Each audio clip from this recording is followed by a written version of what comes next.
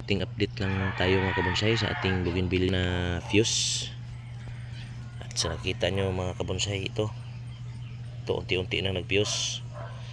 At kapag nag-fuse na ito tuluyan na mga kabonsay, wala na itong butas, at saka butas ito wala na, ay maging isa na ang kanilang puno, ay anuhin ko na to, ilalagay ko na to sa paso, at saka anuhin ko na, lagyan ko na ng latag, kasi ito ay pula at saka violet. Yung violet ito yung tingnan mo ang kanyang dahon, sobrang napakaliit. Ito maging ganito ang kanyang dahon pag mga bonsai na.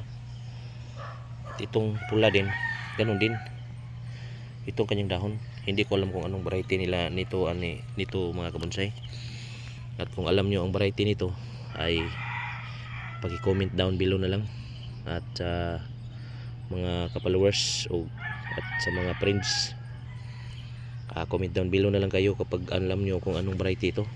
Dalawa ito na pinag-fuse.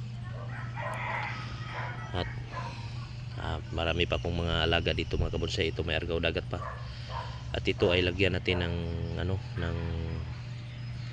ng argaw Taiwan. Lagyan natin tatlo silang mga argaw, lagyan natin argaw Taiwan, kasi itong klase na argaw ay hindi liliit ang dahon.